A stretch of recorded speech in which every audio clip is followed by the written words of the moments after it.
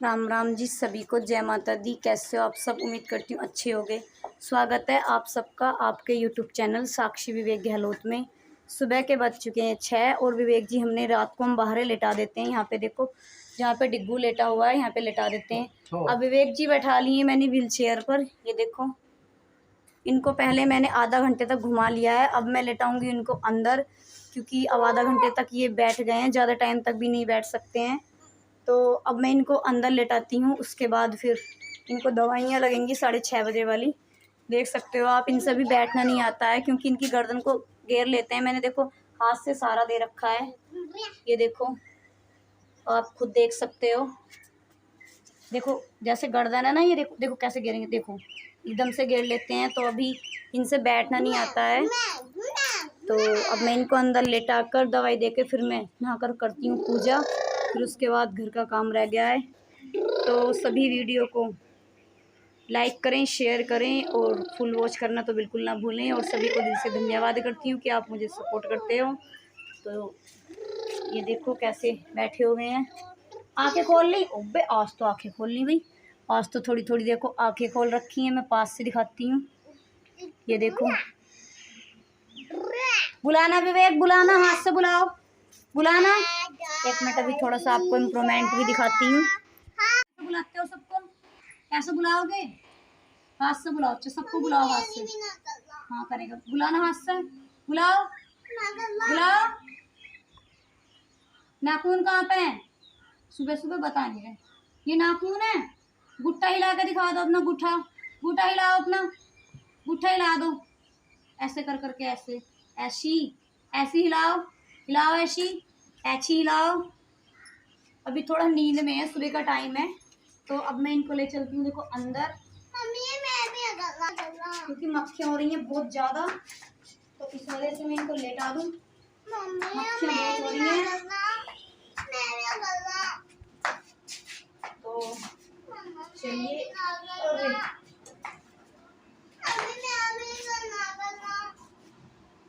कहाँ फंस गई, बंद करिए एक मिनट। तो फाइनली विवेक मैंने लिटा दिए हैं देखो बाहर से बेड पर। और यहाँ पे मेरा भाई पीस रहा है दवाई विवेक जी के लिए। इतने ये दवाई देगा, इतने मैं नहाकर पूजा कर लूँगी। तो मैंने इससे बोल दिया कि दवाई तू दे दे। तो यहाँ पे दवाई पीस रहा है देखो विवेक जी के लिए। और अब ये देगा दवाई, दूध में लगेगी इस टाइम, दूध में दवाई लगती है। तो ठीक है, अब तू दवाई दे ले, है ना। तो मैं चलती हूँ नहाने। तो फाइनली मैं नहा धोकर आ गई हूँ और मेरे भाई ने विवेक जी को दवाई भी दे दी है। और मैंने माता रानी की पूजा भी कर ली है। तो आप सब भी सुबह सुबह माता रानी के दर्शन कर लो और श्याम बाबा के दर्शन कर लो। जय माता दी। तो मेरी पूजा का काम निपट गया है और अब मैं चलती हूँ घर के काम की तरफ। घर का काम करना है मुझे अभी, दोपहर की सब्जी बनानी है, फुल्का बनाना है, बहुत सारे काम है, पशुओं का भी करना है। तो फाइनली मैंने अपने भाई को दे दिए आलू काटने के लिए, छीलने के लिए। और पापा लगा रहे हैं अपनी देखो बीड़ी। और पापा बोल रहे हैं मेरे भाई से कि तेरी वीडियो बन रही है, तुझे वीडियो में ले आएंगी ये आलू छीलते हुए। फाइनली सारा काम हो गया है और अब मैं चलती हूँ अपने पशुओं को नहलाने के लिए, क्योंकि इन पर बहुत ज़्यादा हो गई है धूप, फिर लाइट भाग जाएगी। तो लाइट से पहले पहले मुझको इनको नहलाने दें। और मैंने बना दिया है विवेक जी के लिए पालक बना रही हूँ। ये इंडक्शन पर मैंने बनने के लिए रख दिया है। और घर के लिए भी ये देखो मैंने सब्जियां काट के रख ली हैं, मसाला वसाला सब रेडी करके रख लिया है। तो इतने में अपने पशुओं को नहला के आऊँगी, इतने मेरे ये पालक बन के रेडी हो जाएगा। फिर उसके बाद घर का काम करना है। तो आइए चलते हैं पशुओं की तरफ। तो यहाँ पे मैं नहला रही हूँ अपने पशुओं को, अपनी गाँव माता को। आप देख सकते हो बहुत ज़्यादा गर्मी है तो इनको 2 टाइम नहलाया जाता है। सुबह के टाइम मैं नहलाती हूँ और शाम को पापा जी नहला देते हैं। इस टाइम मम्मी कुछ काम कर रही हैं तो मैंने सोचा कि मैं ही नहला दूँ। और मेरी सब्ज़ी कट के तैयार हो गई थी तो मैंने सोचा कि मैं पहले पशुओं को नहला दे, सब्ज़ी बनाऊँगी, सब्ज़ी का काम रहेगा। तो देखो गौ माता मैंने अच्छे से नहला दी है। मैं सारे पशुओं को एक एक करके नहलाऊँगी और नीचे इनके यहाँ पर भी नली से मतलब पानी से धुलूँगी, साफ़ सफाई करूँगी, क्योंकि सारे में इन्होंने गोबर काट के रखा है और बहुत ज़्यादा गंदा भी कर रखा है। और मम्मी गई है गोबर घेरने के लिए और मैं नहला रही हूँ पशु। दोनों सास बहू मिल के कर रही हैं काम। तो इनको बहुत ज़्यादा आराम मिलेगा, क्योंकि ठंडा ठंडा पानी इनके ऊपर डल रहा है तो इनको बहुत ज़्यादा आराम मिलेगा। गर्मी बहुत ज़्यादा हो रही है। और ये सफ़ेद वाली गौ माता तो बिल्कुल नहाना नहीं चाहती है, पता नहीं क्यों नहाना नहीं चाहती है। अगर इसको नहलाते हैं तो बहुत ज़्यादा परेशान करती है, चक्कर पे चक्कर लगाती है। ये छोटा है, ये तो आराम से नहा लेता है। इसको ज़्यादा गर्मी लगती है सारे पशुओं से, तो ये तो आराम से नहा लेता है। लेकिन ये गौ माता बहुत ज़्यादा परेशान करती है नहाते हुए। ये नहाना नहीं चाहती हैं, इनको तो ज़बरदस्ती नहलाना पड़ता है। और आप सबको आज वीडियो में देखने को मिलेगा कि मेरी कंडीशन भी कैसी हो रही है, मैं कितनी ज़्यादा कमज़ोर हो रखी हूँ। एक एक हड्डी मेरी यूँ ही चमक रही है। तो ये सब टेंशन है, मैं पहले ऐसी नहीं थी, अब तो बस टेंशन की वजह से हो रही हूँ। बस विवेक जी ठीक हो जाएं तो सब पहले जैसा अच्छा हो जाएगा। पता नहीं वो दिन कब आएगा हमारी ज़िंदगी में कि विवेक जी कब हमसे बात करेंगे, बोलेंगे, बैठेंगे और आप सबको कब दिल से धन्यवाद करेंगे।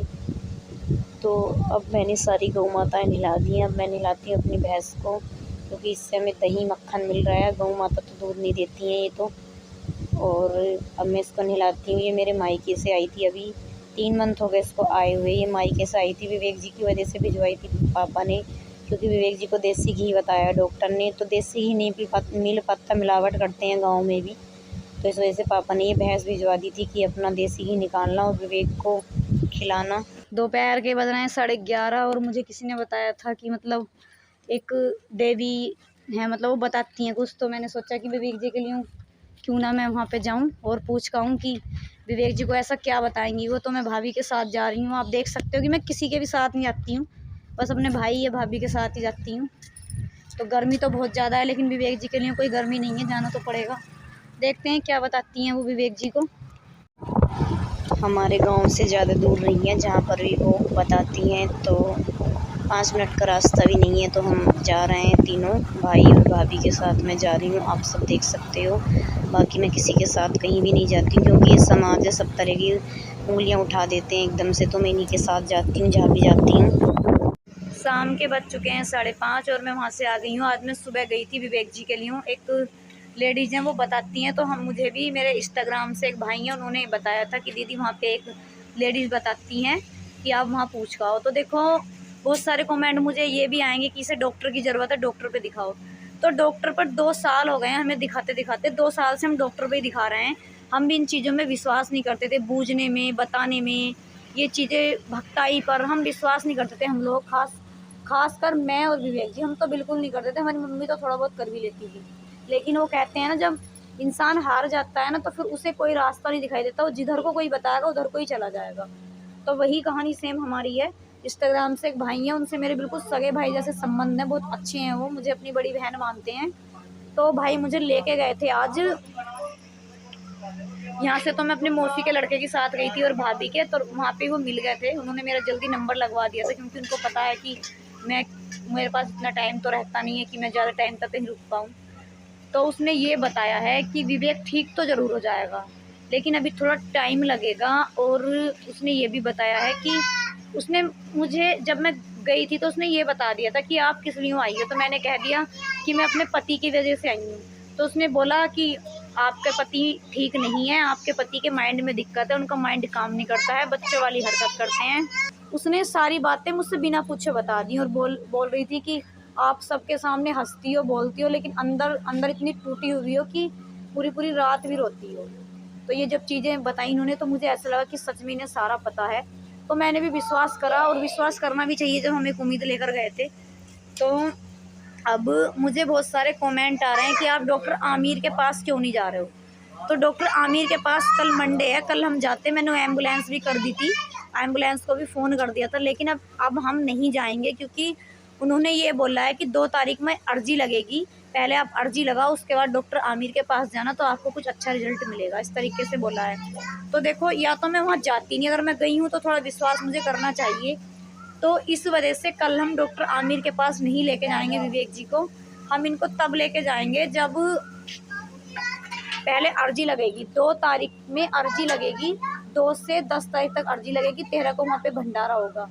तो 3 तारीख को मैं अर्जी लगा के आऊँगी, फिर 3 तारीख से बाद विवेक जी को लेके जाएंगे, और फिर उसके बाद भंडारा है, वहाँ भंडारे में भी जाना है। तो इसी वजह से डॉक्टर आमिर के पास नहीं जाएंगे हम, क्योंकि मुझे कमेंट आ रहे हैं कि डॉक्टर आमिर के पास क्यों नहीं जा रहे हो आप। तो यही रीज़न है, वरना मैंने एम्बुलेंस कर दी थी कल जाने के लिए। मैं और पापा हम दोनों जाते, तो बस इसी वजह से नहीं जाएंगे हम। और मैंने बोला था कि मैं एक बार डॉक्टर को दिखाना चाहती हूँ, तो उन्होंने बोल दिया कि आप डॉक्टर आमिर के पास तो जाओगे लेकिन कोई रिजल्ट नहीं मिलेगा, तो पहले आप अर्जी लगाओ उसके बाद जाना। तो मैंने अर्जी लगाऊंगी अब 2 तारीख में, उसके बाद जाऊंगी। तो यही रीज़न है कि हम डॉक्टर आमिर के पास नहीं जा पा रहे हैं। और विवेक जी हिला विलाकर हमने देखो बाहर लेटा दिए थे। मक्खियाँ बहुत ज़्यादा हैं हमारे यहाँ पे, ये देखो। नहलाने की वीडियोस नहीं बनाती, क्योंकि एक दिन मैंने नहलाने की वीडियो डाल दी थी विवेक जी की, तो यूट्यूब की तरफ से उसको कुछ लिखा आ गया था, तो इस वजह से नहलाने की वीडियो नहीं दिखाती हूँ मैं।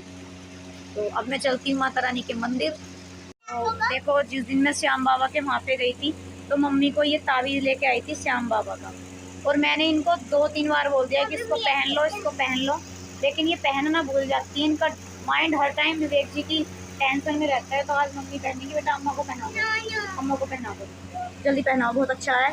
डुब्बू तो अपनी अम्मा को पहनाता है, जल्दी से पहनाओ। आना रहे, मम्मी का सिर बड़ा बड़ा है, आना रहे। तो मैंने तो उसकी गांठ भी लगा दी थी, भाई अपने खुद से पहनो बेटा, खुद से पहनन दे, आप खुद से पहनन जाने का। तो आज पहन रही है, कम से कम 6-7 दिन हो गए मुझे मनोना धाम गए हुए, और देखो आज पहन रही है। हमारी मम्मी का दिमाग जो ना ऐसी रहता है, आए दिन रहे। दुपट्टा उतारो ना, अरे दुपट्टा उतार लो, फिर कैसा कैसा पहनूंगी। दुपट्टा उतार लो, कोई दिक्कत ना है, बस आप पहन लो। भूल जाती थी, 2-3 बार दिया है मैंने इनको पहनने को कि इसको पहन लो, लेकिन भूल गया। आज मैंने सोचा कि आज मैं इनको पहना कर ही मैं ऐसी करती हूँ। जाओ मान लो, नहीं फिरा है